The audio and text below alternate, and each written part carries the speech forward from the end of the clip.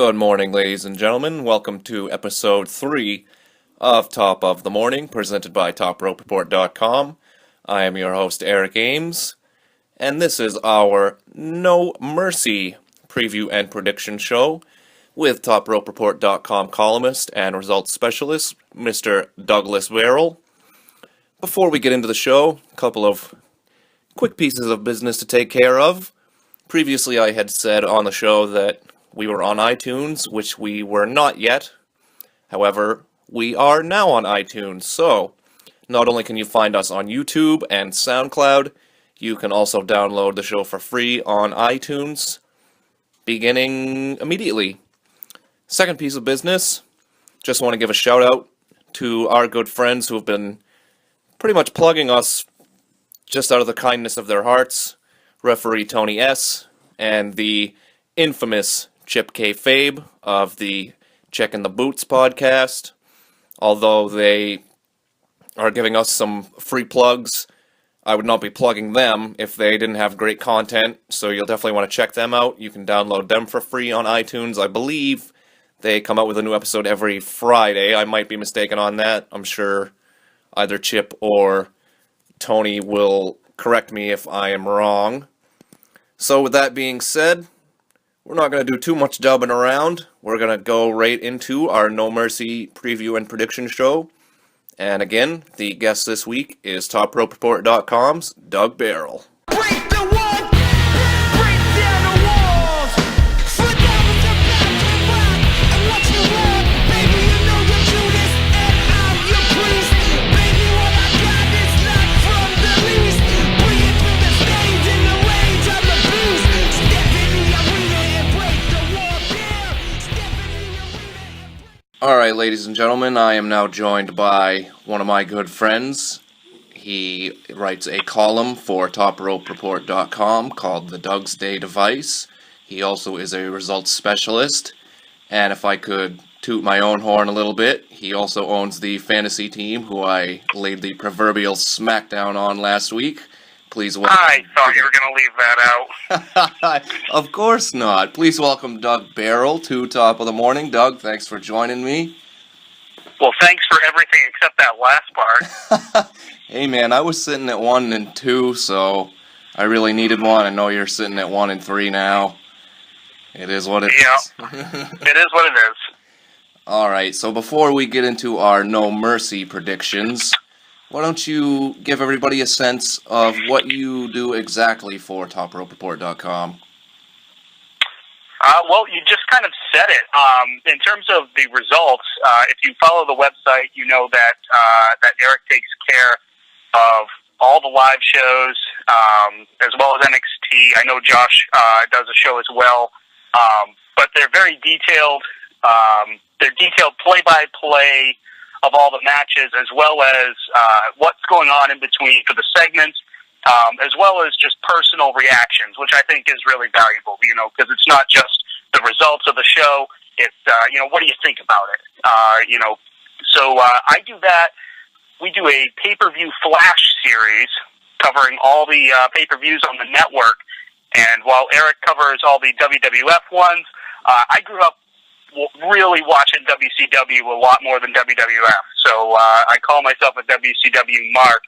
So I've been covering the NWA, and now we're all the way up to 1993, so it is WCW now. So I do that for the WCW pay-per-views, and just like Eric, just like Josh and Christina, just like Anthony, just like Molly, I do a column once every 2 weeks. It's every other Friday, and it's wide open.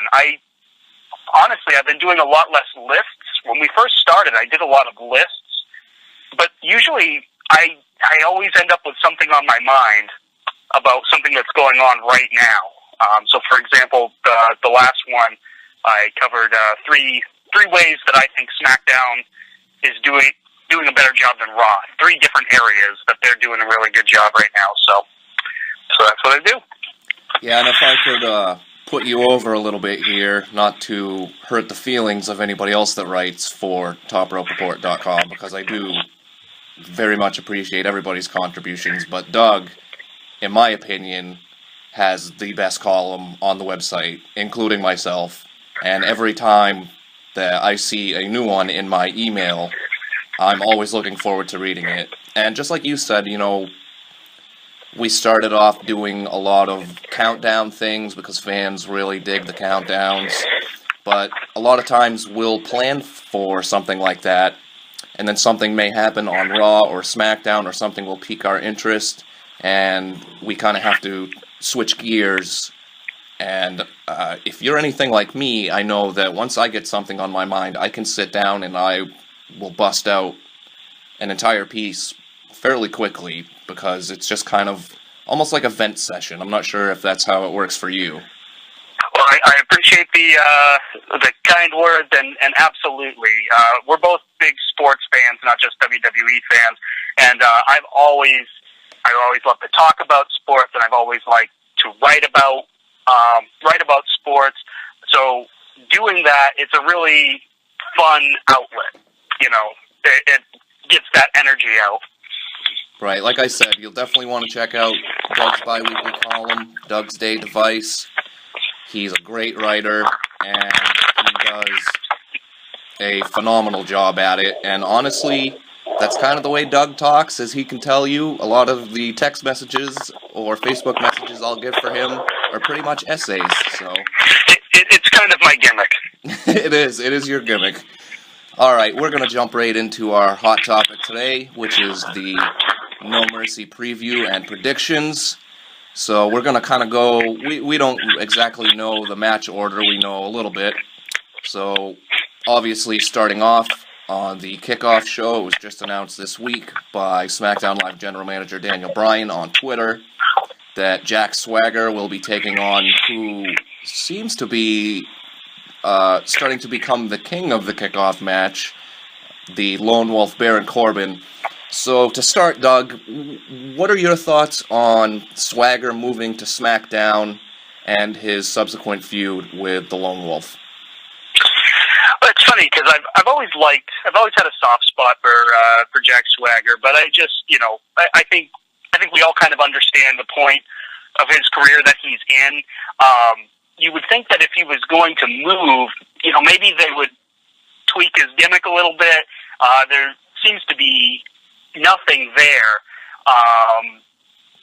Still doing the same stuff. And Baron Corbin is definitely the king of the kickoff show after that series with Dolph Ziggler. And now this, I can't imagine Swagger wins this. Yeah, I would have to agree with you. Swagger's move to SmackDown, I think it was a smart decision. They really need some more baby faces on SmackDown.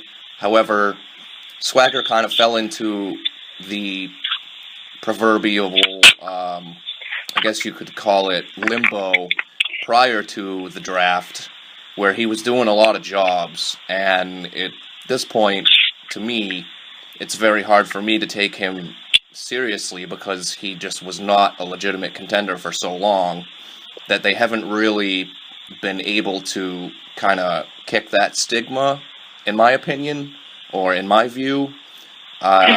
His first appearance on SmackDown, I actually liked his promo. We don't really hear much of him speaking, but as far as my prediction, I find it hard to believe that Corbin will lose this unless it ends up in some kind of disqualification or something along those lines. Do you see any shot that Swagger wins? Unless they're going to try to extend this, that's the only way. I would agree with that. Yeah. Alright, we're going to rapid fire, move right along here. So this one, the prediction is probably going to be pretty obvious because we don't know who the opponent is. We've seen the vignettes for a number of weeks now, but it is the in-ring return of Curt Hawkins. I'm not really sure how deep we can go into this because we don't know the opponent. Is there any chance Hawkins loses? Unless they're gonna start him off in a way where he runs all these vignettes, but then he can't get a win, and that kind of becomes his thing. But that would feel so Heath Slater trying to get a contract kind of thing. That, you know, so I think that that's been played out. That's the only way I could see Curt Hawkins losing his debut match or his return match. Agreed. Any guesses on a possible opponent? I'm thinking maybe Apollo Crews, but I'm not sure if you want to... I would hate to see him go under, though. Right, I'm not sure if you want to feed Apollo to him. I'm trying to think of a lower... I'm assuming that Hawkins is supposed to be a heel, but the vignettes have actually been cracking me up, where he's kind of playing like the most interesting man in the world gimmick, like when he goes swimming, sharks leave the water kind of deal. Yeah, they've been very funny, but you know, I check out social media's reactions, and some people are really laughing at them, and some people are getting rubbed the wrong way. So yeah, it's hard to say whether he's going to be a heel or a babyface. For all we know, I can't imagine they're going to do this at a pay-per-view. But since it's a return, maybe he just ends up wrestling an enhancement talent. Who knows? It's very possible. Perhaps there's a shot that they squeeze it in on the kickoff show, but they have been, or it was announced when Hawkins made the announcement this week that it would be at No Mercy, but that doesn't necessarily mean that it won't be on the kickoff show. Right. Yeah, I don't know. That's a great big we'll see. All right, next up on my list, one of the, I guess, probably one of the bigger toss-ups of the evening in my mind, and honestly, probably the more prominent women's feud. We have Nikki Bella taking on Carmella. So, Doug, tell me your thoughts on this, because I feel, even though Becky is the champion, that Nikki is clearly still the face of the SmackDown Women's Division. Yeah, and her babyface turn made perfect sense. I had said that, you know, last Friday on my piece. There's a lot of Nikki Bella fans, and I feel like, especially at this point in her career, it's only enhanced. You're right, because, you know, Becky and Bliss are gonna do battle for the title, but this one is definitely the more interesting one. Carmella has, first of all, I will say this about Alexa Bliss and Carmella: they've stepped right in and they fit in very well. You know, they're not like the young kids. Like they're legit. They're legit, and they're doing a great job. Carmella has pinned Nikki on a couple of occasions, and sometimes, you know, when somebody gets a lot of pinfalls before a bigger match, sometimes it goes the other way. But you're right about a toss-up. There's so many ways to look at this one. Right. For me, I am leaning, you just said it, I'm leaning more towards, because Nikki has been putting Carmella over essentially this entire time. My pick is going to be Nikki, but I wouldn't be surprised if it went the other way.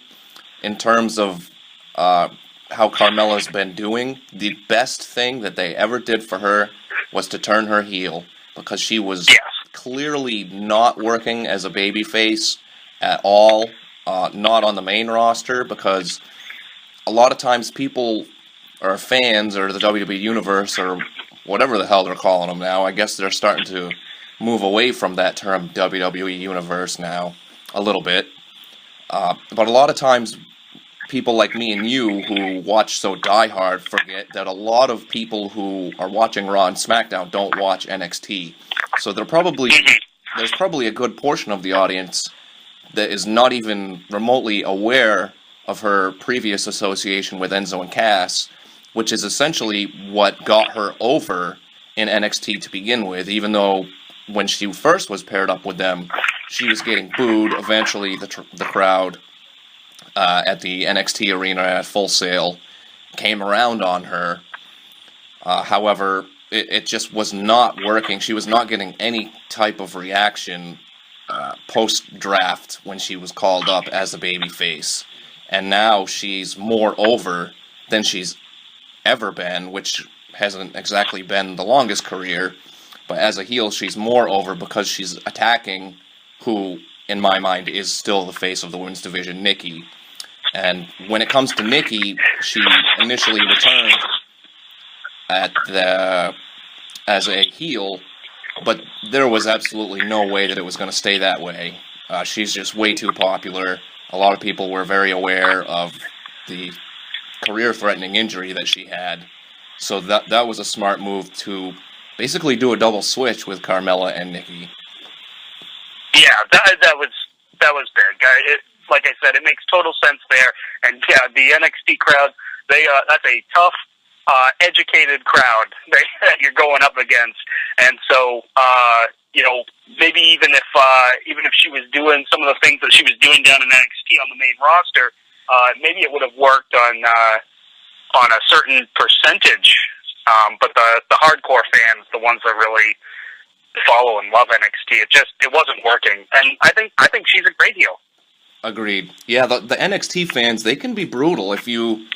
I don't know how much NXT you catch, or if you were able to catch this week's episode, but I'm behind on NXT, so I gotta watch that tomorrow. Yeah, someone like Andrade Cien Almas, for whatever reason, the NXT fans were completely against him, so this week they made the smart decision of having him turn heel on his partner Cedric Alexander in the first round of the Dusty Rhodes Tag Team Classic. So they can definitely be brutal. I'm not really sure why they were so against him. If they would have continued to push him as a babyface, kind of like they did with Carmella initially, I think eventually the crowd would have probably gotten on his side. Alright, Doug, so if I hold the proverbial finger gun to your head, who are you picking? This is a really hard one, and we talked a little bit about the fact that we play fantasy football. We also do a football pick'em, and I consider making wrestling picks and football picks very similar because there's always a favorite.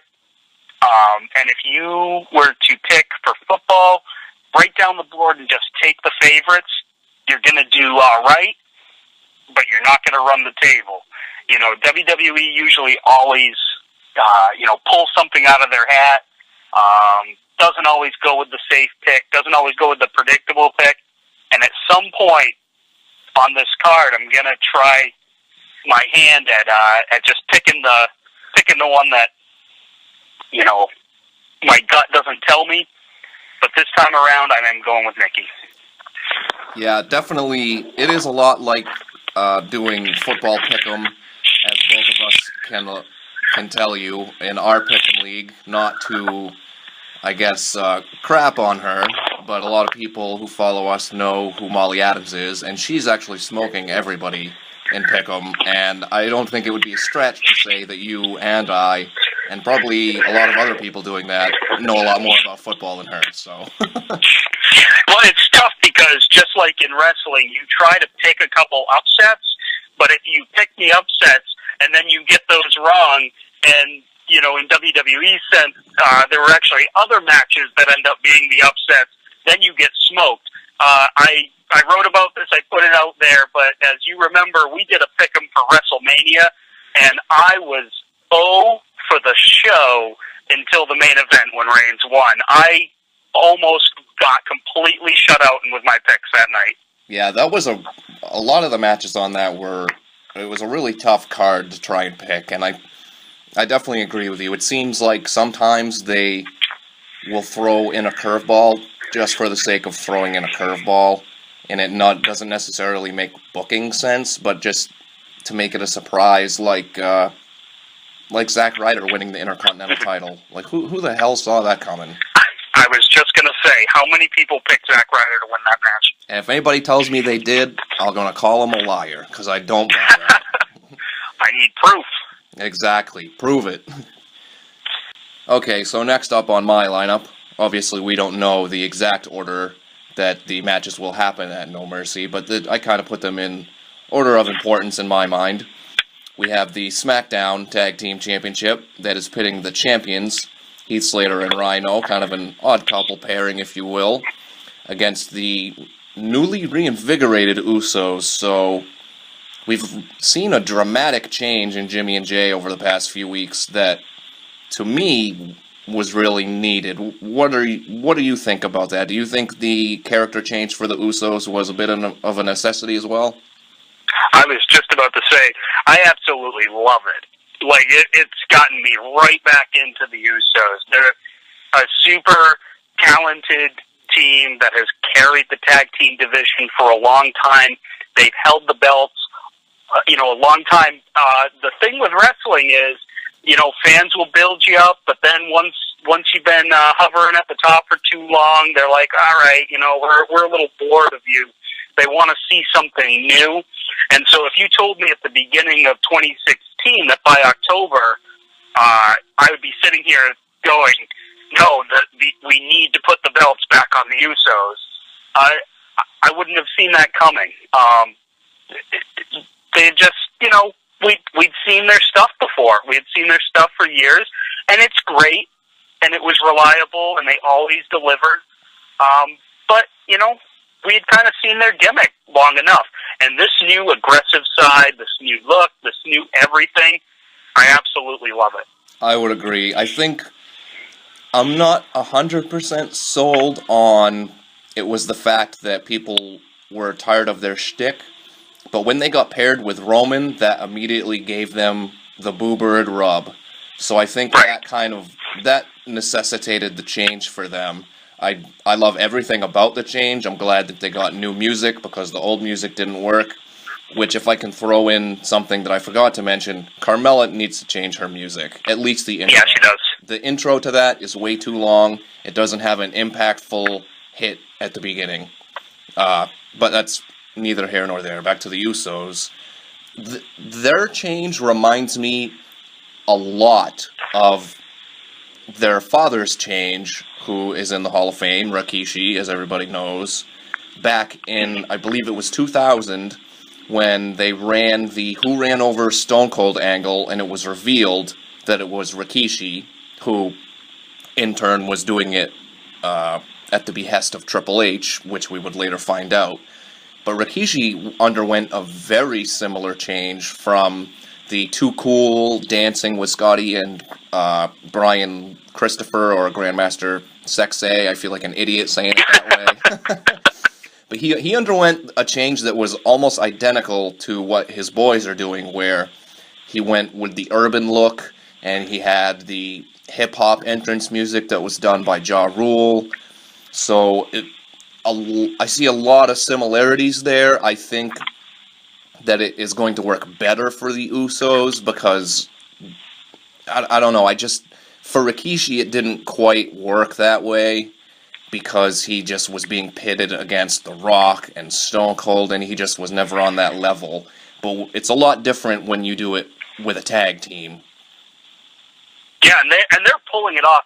I remember we went to Survivor Series 2013 and when it was in Boston, and I remember saying to you sometime shortly after, I don't remember exactly when I said it, but I was like, when I look up and down the roster, if I ask myself, who's a babyface that I could never see turning heel, I said the Usos. And they were over like crazy at the time, too. Yeah, but now that they have, I like I said, I love it. Yeah, and did you go to Money in the Bank with us? You were at Money in the Bank. I was out in Washington. Oh, that's right. We went to, or a number of us went to Money in the Bank, which was also in Boston in 2014, the year that Rollins won the briefcase. And arguably, they had the best match on the card with Harper and Rowan. And that was such a good series. Oh, yes, it absolutely was, which, if you ask me, I feel like that should have been Harper and Rowan's title run. Again, neither here nor there. So, prediction, am I going out on a limb here by saying that the Usos are winning this? No, because that's where I'm going first. And like I said, I figured we were going to agree on a lot of picks, so I'm trying to think of the counter argument. And I mean, the counter argument is just the fact that the Usos are going to be hanging around. You know they're going to be there. They've got this new look. It's working for them. I think it's going to work worked for them for a while. Slater and Rhino, that's not a permanent deal. Anybody who follows, personal lives knows that Rhino is running for public office right now, so who knows what's going to happen with him in a short while. And that's not going to be a permanent tag team, but boy, it did a great job at really getting Heath Slater over. It was a nice moment when they won the belts. I did not expect a long reign, unless they're going to do a rematch. I think it's going to be the Usos. Yeah, I would agree with you 1,000%. I would give a very, very small, minute possibility of American Alpha interfering and costing the Usos the match. But as far as I'm concerned, this is all set up for the Usos to take the titles and then move on to their feud with American Alpha to continue that. So I think, even though Heath has been more over than he's ever been right now, if you're a fan of Slater and Rhino, I really feel like you're going to be severely disappointed on Sunday. Yeah, well, and I think that what needs to be done has been done when it comes to Heath Slater. He's never gonna be the world champion, baby. But he's gonna be a rock on the mid card that will probably have entertaining programs. I could see him being an IC champion at some point. Yeah. And I mean, people are really into him, right? Yes. When he got tagged in on that multi-man tag match, the fans were all about it. I kind of want one of his new T-shirts just because I think it's funny, even though I don't have kids. Because I got kids. He's been kind of an internet hero for a few years, but he's really blossoming right now.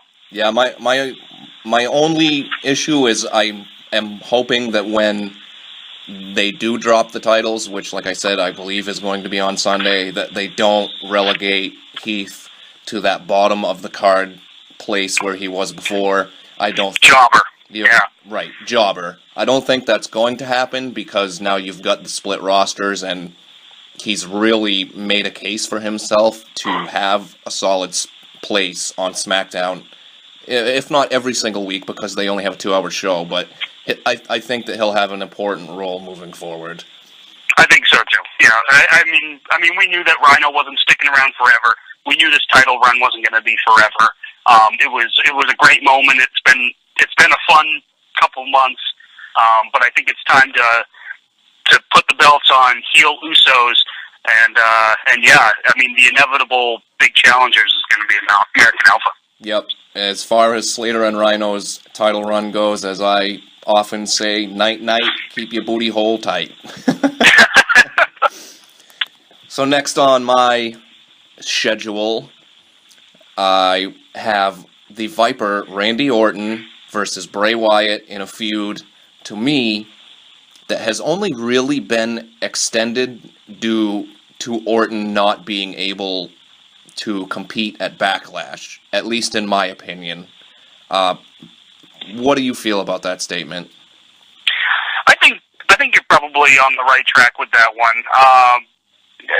I had said this to you, in private, but when Randy wasn't able to compete at the last pay-per-view and they brought out Kane, they dropped the ball severely on that. They did. I was like, because Bray Wyatt's thing, and if you go to the website and you look at the columns, I was going to jump on writing about, Bray Wyatt, past, present, and future, because it's so weird, because I think so many people agree that there's money in that guy that hasn't been made. Right. Why the hell is Kane going over in that spot? Do you really need Kane to win that match due to Orton interfering to advance that storyline? When is Bray Wyatt going to pick up a win on pay-per-view, for the love of God?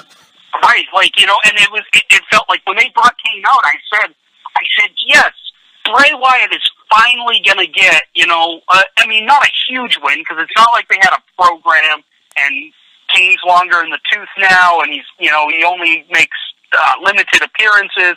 But I'm like, finally, Bray's going to get a win, because that's the thing. Bray comes out, he cuts these wonderful promos. He has this great gimmick. But at some point it needs to be reinforced with wins. And it's like, to be fair, think about some of these guys that he's feuded with. He's gone up against John Cena, and he's gone up against The Undertaker. And so you get that. So when Randy couldn't go and they bring out Kane, okay, finally, let's give Bray some momentum. Nope. Yeah, to me, they are totally blowing it with Bray Wyatt. I'm pretty sure I've said this to you before. It was a year too late, but in my opinion, if anybody was going to end The Undertaker's streak at WrestleMania, Brock did not need that, and it should have been Bray Wyatt, because Bray Wyatt could have been your Undertaker for the next however many years, and for whatever reason, I don't know if it's because he keeps getting injured or whatever the case may be, but the website owner and the unbiased Eric is trying to look at all sides of it and saying maybe they're pulling back on him because of the injuries, but the fan inside of me is starting to get pissed off, honestly, about the way that they're using him, because just behind Kevin Owens, Bray Wyatt is, to me, arguably the second best guy in the business. Maybe not, if you just look at him from an in-ring perspective, but the overall package. Right. And, Brock Lesnar, all he needs to do is exist to be over. And so while to a certain extent it made sense because Brock's such a killer, I completely agree with that sentiment. And my thing with this feud is I've enjoyed the build. It's been a little kooky at times, but overall I've enjoyed it. And it's like you're just waiting for Bray to finally get a big win.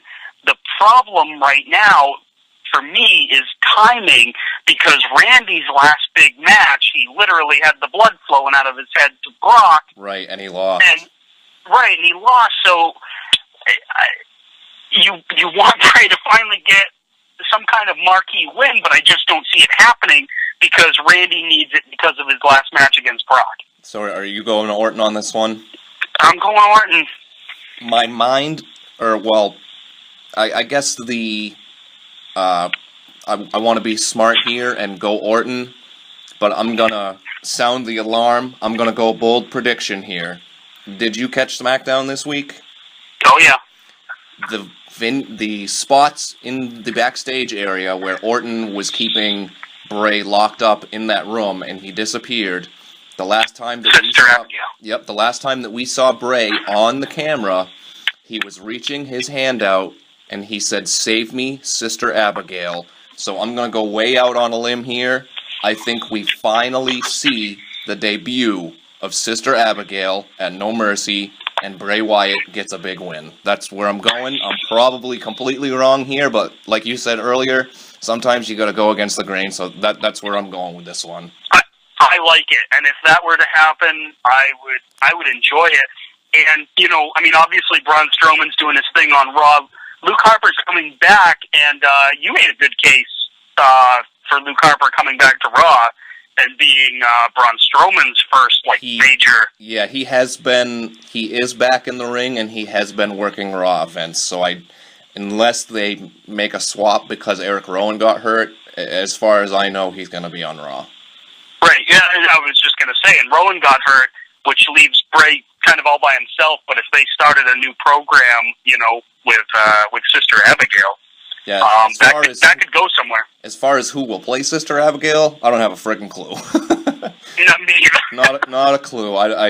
That could be any number of people to me. I have no idea. Yeah. So we're going to move on to what I feel, I guess coinciding or equal to Nikki versus Carmella, is also probably the biggest coin flip on the entire card.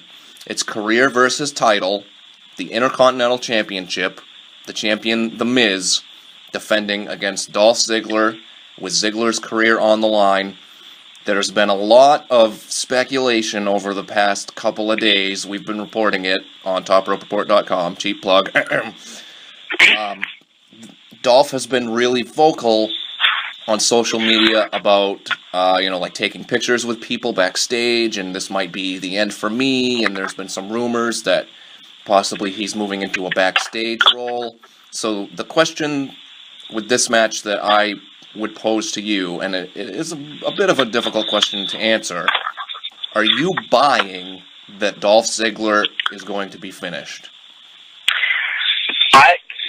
Remember how I said if you told me a couple months ago that I would be like, yeah, we definitely need to put the belts back on the Usos?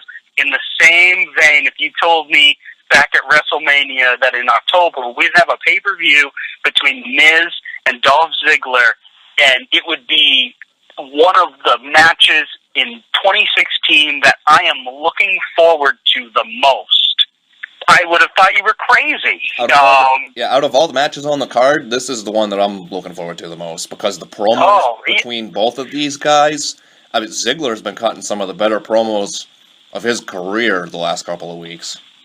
Absolutely. And Miz and Dolph Ziggler, because the other part is, that's not new ground, these two guys. In fact, I got so interested, I looked at a database of their matches.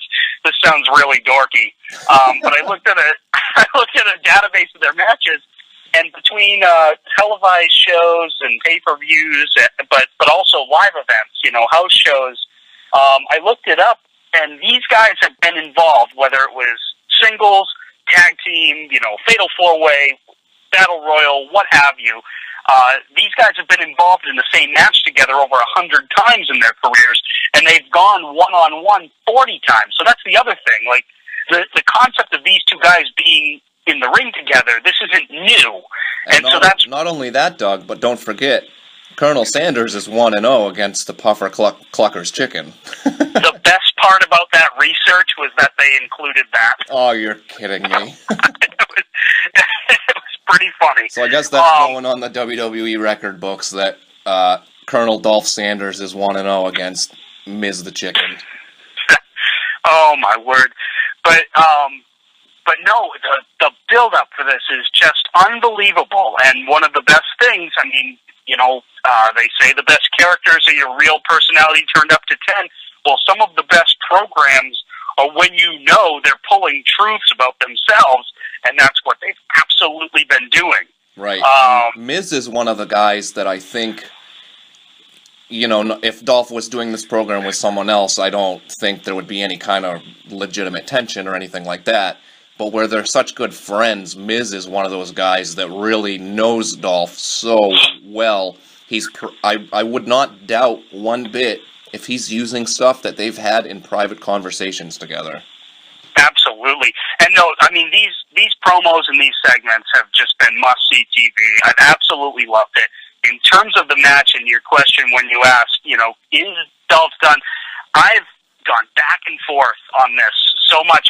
I've thought about it more than I should think about it, in terms of which way I'm leaning. And, you had it up on the website in terms of, well, if Dolph's done, what's next? And there are rumors about them grooming him as a backstage agent. There's rumors about him getting more serious about his comedy career.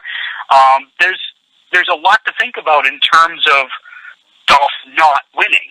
That being said, he's gotten himself, he's really rejuvenated himself. So if he wins, the fans are going to pop really hard for him. Yeah, I'm stuck on this one too, man. And Ziggler, he's kind of I hate to compare him to this guy because I really love Dolph, but he's kind of a poor man's CM Punk in terms of this isn't the first time he's kind of teased like, okay, I might be done with all of this. Right, he resigned, I believe it was last year, there was talk that he might be out the door before he finally did re-sign a new deal.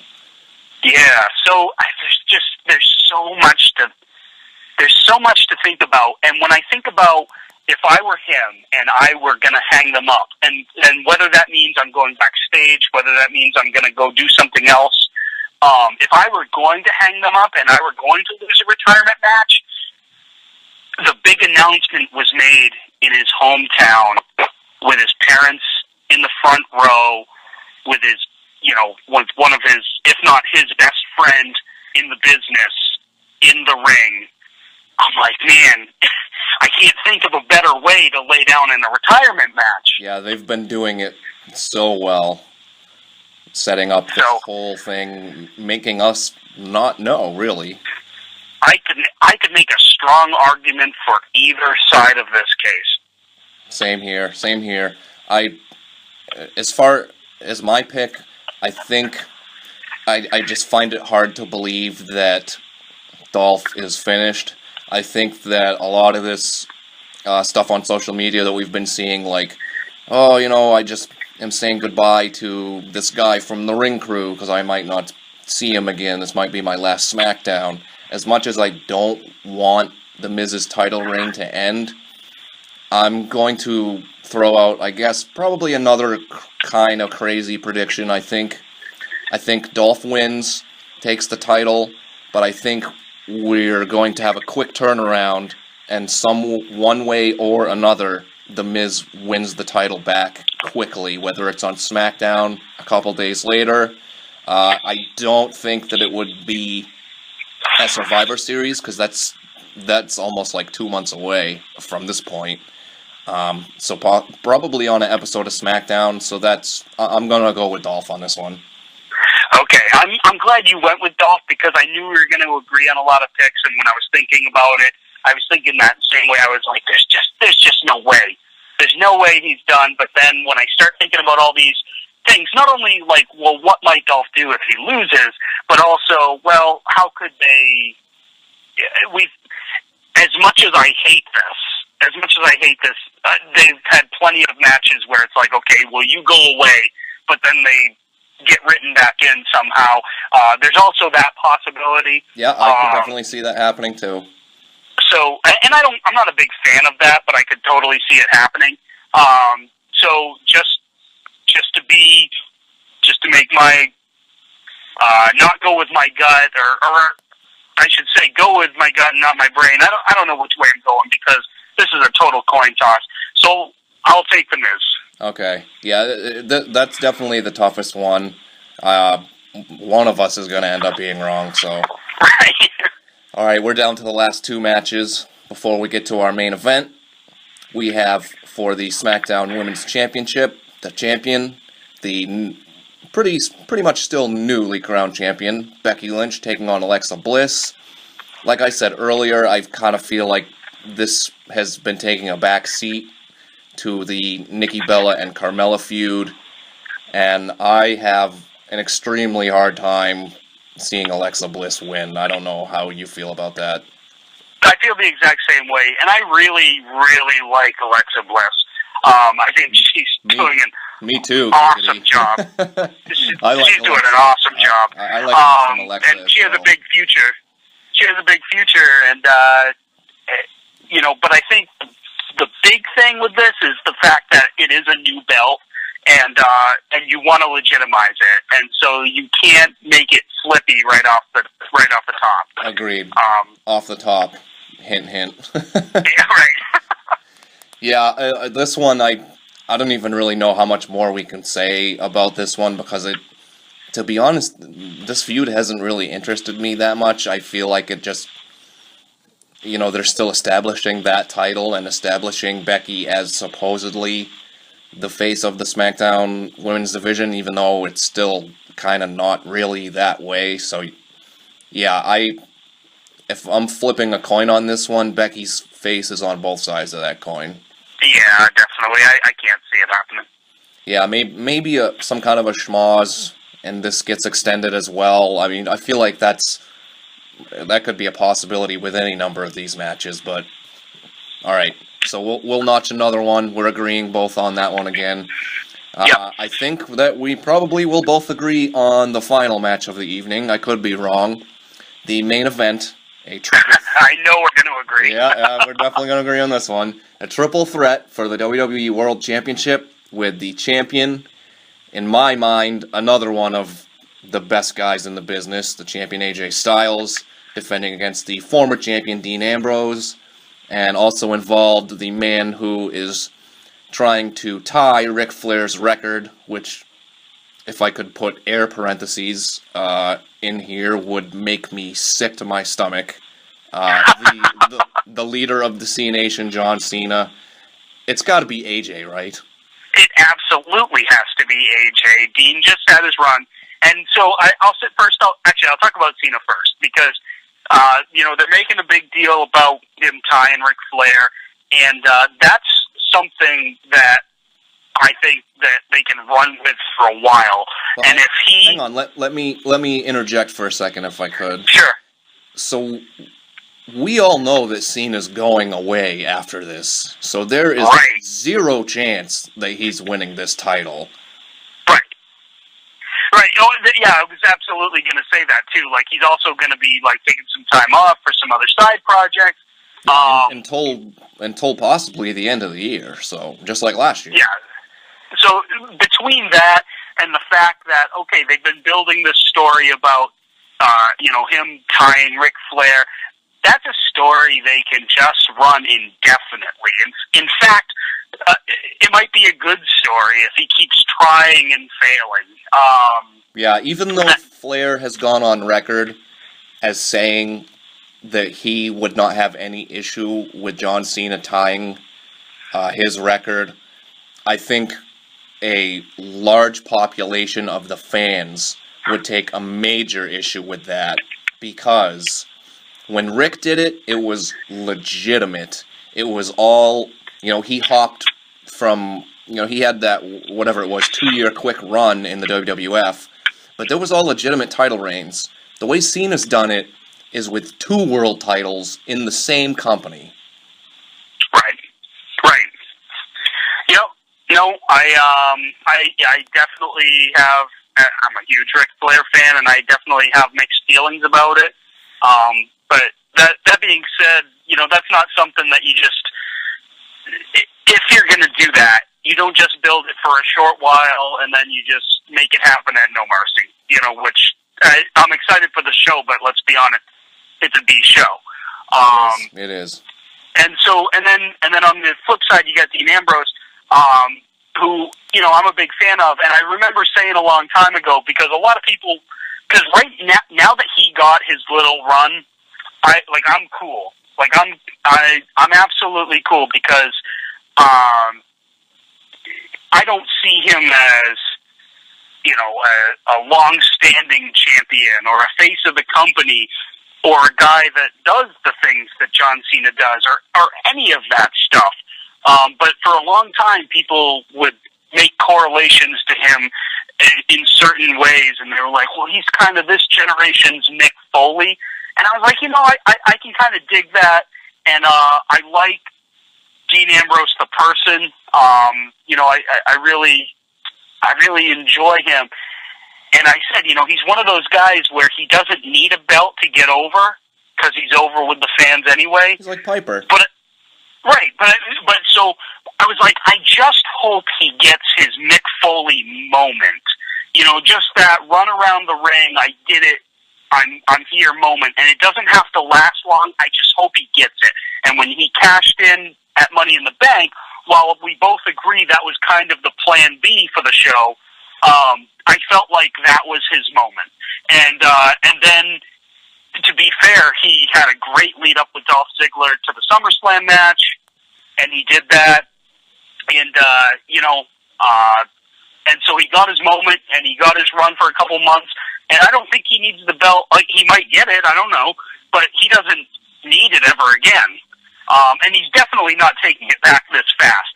That belt looks so good on AJ Styles, it drives me crazy. Agreed. Yeah, the way I'm seeing this play out is one way or another. The tension that has been building between Ambrose and Cena, it's almost as if Styles has kind of been not necessarily cast to the side, but he's almost been a sidebar to Ambrose and Cena. So to me, there's not a doubt in my mind that Ambrose and Cena are going to cost one another the win, and Styles is going to sneak away with the title. Yeah, no, I agree. That belt looks so good on him, and I hope he keeps it until WrestleMania. Yeah, I would agree with that. And just an interesting stat, AJ Styles is the first man in history to be the TNA World Heavyweight Champion, the IWGP World Heavyweight Champion, and the WWE World Champion.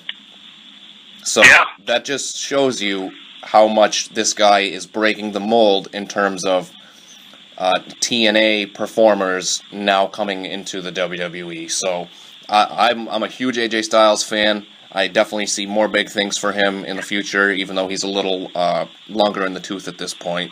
But I think the company does as well, or else they wouldn't have put the title on him so quick. He's only been in the company for 9 months. Yeah, hard to believe. It is. All right, Doug, we're going to get you out of here. I know... Have you come up with anything for your column next week? Anything you can... any little, I guess, not necessarily Owen Hart nuggets, but any little info you can throw out for the people to look forward to next week?